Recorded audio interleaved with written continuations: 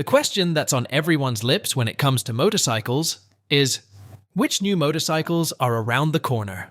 Whether we get a sneak peek at upcoming models, like the useful Triumph Tiger 660, look forward to bike shows like EICMA again, or even start saving for recently released models like Suzuki's new GSX-S 1000 GT Sports Tourer, the answer is always the same, which made us consider not only potential new motorcycles, but also old models that were well-known failures when they were originally introduced, but might, just might, have a greater chance of succeeding if released now. Consider the notorious B King from Suzuki, the wildly anticipated Supercharged, which, as it turned out, was not super naked exhibition bike, that when it was eventually put into production in 2007, utterly failed to live up to the anticipation.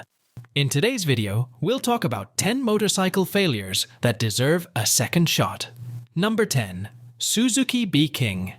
A well-known faux pas in the motorcycle world, the Suzuki B King wasn't so much a bad model as it was something that wasn't quite what was expected. Similar to that 5 inches blonde woman you set up a meetup with on Tinder, only to discover she's actually a 47-year-old male with a beard.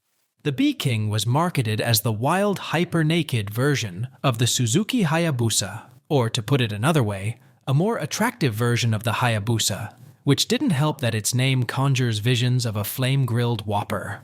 However, by the time it was actually released into dealerships in 2007, after it was initially unveiled as a concept, it had been considerably reduced to a meek 164 horsepower. Although it was fast for the period and had some unique features, such a noticeable exhaust, it otherwise had the uncomfortable appearance of a modified bear. Why then would we try it again? Hyper-naked motorcycles are quite popular these days, and far more enjoyable than the typical sports bike, which Suzuki no longer offers in its model lineup. Furthermore, we would not expect the world if it were promised. And in addition, the B King would only be competitive if it had close to 200 horsepower, so in the end, we would be receiving what we had anticipated all those years ago. Number 9. Moto Marini 1200 Gran Passo. Of the resurrected old Italian companies that made a comeback in the early 2000s, Moto Marini was one of the most underappreciated, and ironically, one of the best. Its final bike was also one of the most underappreciated.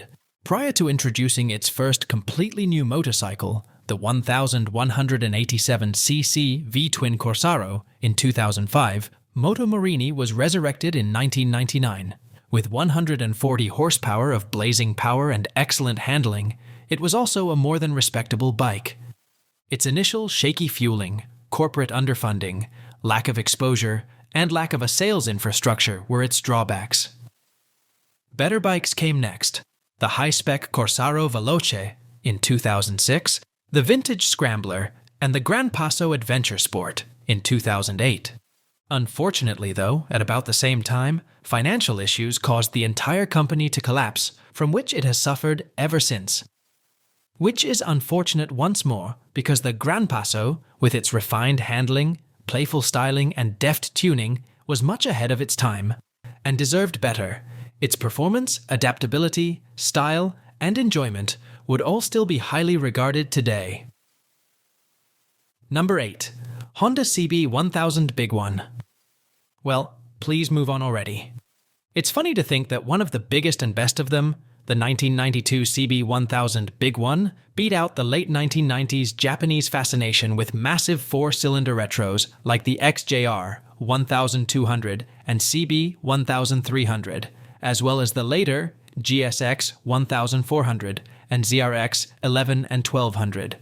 Big H could do worse than bring it back now, considering how weak and generally boring Honda's current options in the class, the CB 1100 and CB 1000R, are. The Big One failed at the time because it was costly and possibly ahead of its time. However, it was also incredibly well built. HRC was involved, if memory serves, incredibly smooth and powerful due to its tuned CBR 1000F liquid-cooled 4, remarkably well handled. And despite its dimensions appearing to be 10% bigger than anything else, it had an unmatched road presence. Honda would have the greatest and largest Retro 4 of all if it were to be released today with a more affordable ticket tag, assuming, as with most others, that it could be made to get through Euro 5. Number 7. KTM RC8 or maybe RC1290. After numerous delays, KTM's much-anticipated superbike version of its large V-twin was eventually unveiled in 2008, but it was such a flop that it was removed by 2010. The RC8, which was constructed with the goal of competing in the World SBK Championship, had hilariously poor timing, but as it was being finished, restrictions changed, making it impossible to compete, eliminating the project's original intent. Even then, the RC8 was a really good, albeit underpowered, debut sports bike and has since developed a cult following. It was a bit of a handful at first, but things have changed over time, and KTM, which is currently winning MotoGP races, has the architecture of the 1290 Super Duke R, which has long ago sparked calls for an RC comeback. Wouldn't you have a sure winner if it borrowed the chassis from KTM's other smaller RCs, as well as its MotoGP experience, added the newest electronics, and styled like Brad Binder and Jack Miller's factory machine? Number 6. Harley-Davidson XR 1200, or maybe 1250. Most of us are familiar with the tragic history of the XR 1200, a daring effort spearheaded by Harley Europe to construct a reasonably well-handling performance hog that would appeal to European tastes while drawing inspiration from the venerable XR 750 flat-track racer from Harley. The 2008 model was the XR 1200, which has a 1200 Sportster V-twin engine that was optimized for power, good handling, and a sleek appearance. Still, it was a huge hit, especially in the US. In 2010, the XR 1200R was redesigned with a superior multi-adjustable suspension system. However, the improvement proved insufficient, and the project was abandoned in 2012. It is unfortunate because, although it had 90 horsepower, it was not powerful enough, too heavy to compete with competitors in Europe, and lacked the support of Harley USA to be successful in the United States. Number 5. Bule 1125 CR.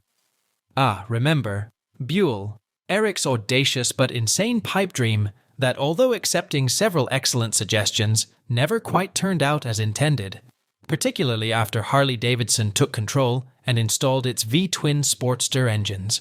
But it came extremely close to hitting gold, at least once. A truly decent, albeit peculiar-looking road Sportster, the last gasp, Rotax-powered 1125R Sportster from Bule was never given a chance since the company hurried the press introduction with defective machines. After the fuel issue was resolved, and its sister was revealed to be extremely nude, the 1125 CR became accessible. Despite its ridiculously low handlebars, this bike was superior in terms of both performance and style. Regretfully, that bike was also never given much of a chance. It was uncomfortable to buy through Harley dealers, failed to gain traction in the US, and the Bule company was shut down after the CR had only been in existence for 2 years. It would have a much greater chance nowadays, which is fortunate because Bule recently made a third appearance from the dead.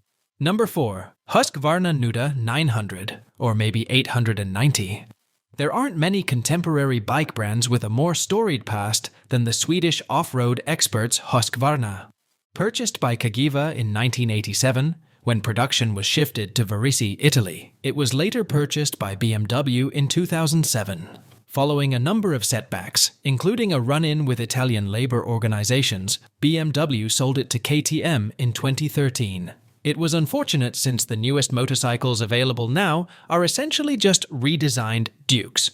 But the Nuda 900 produced by BMW was amazing despite being a commercial failure. Based on the F800 but larger, set to 105 brake horsepower, equipped with Brembos and more, the Nuda 900 was essentially a better-looking and more equipped F900R. Essentially, the KTM 790 Duke was almost precisely what it was almost 10 years later.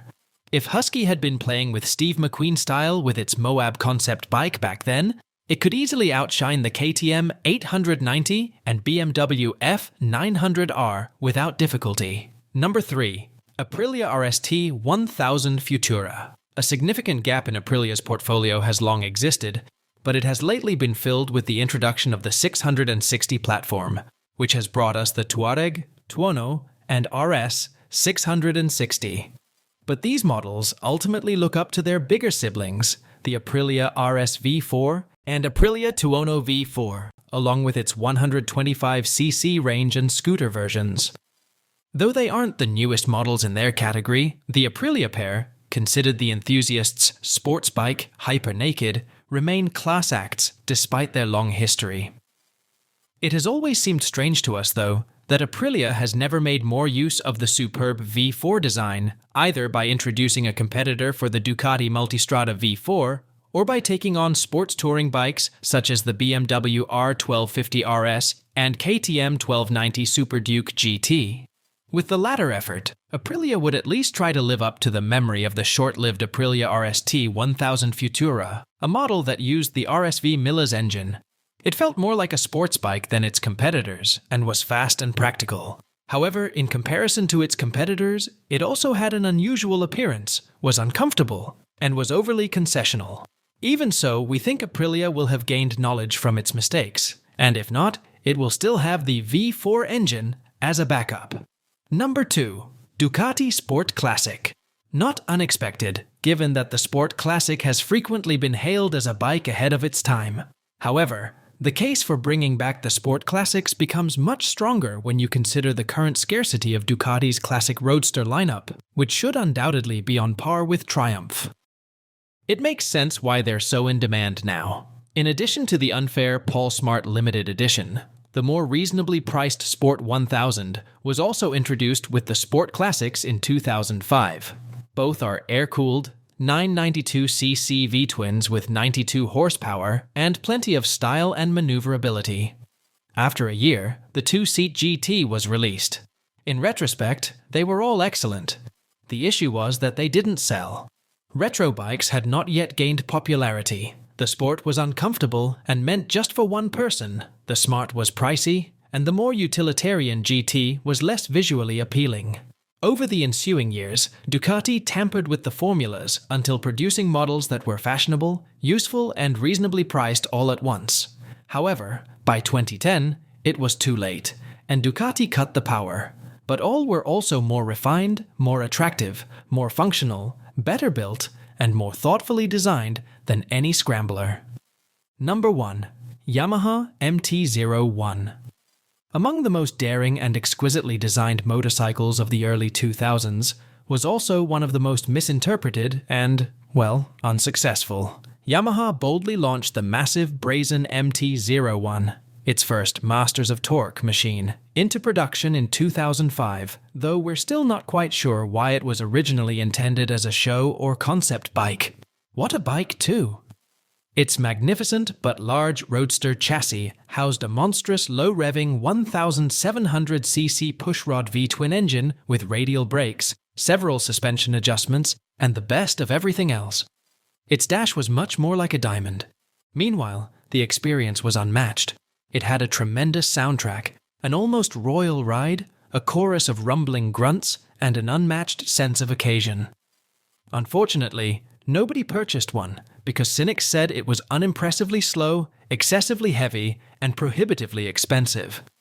The Philippines. It would perform better now in this retro-focused society, but it would never have made it past Euro 5. What are your thoughts? Let us know in the comment down below, and don't forget to like and subscribe for new upcoming videos of motorcycles. Thanks for watching.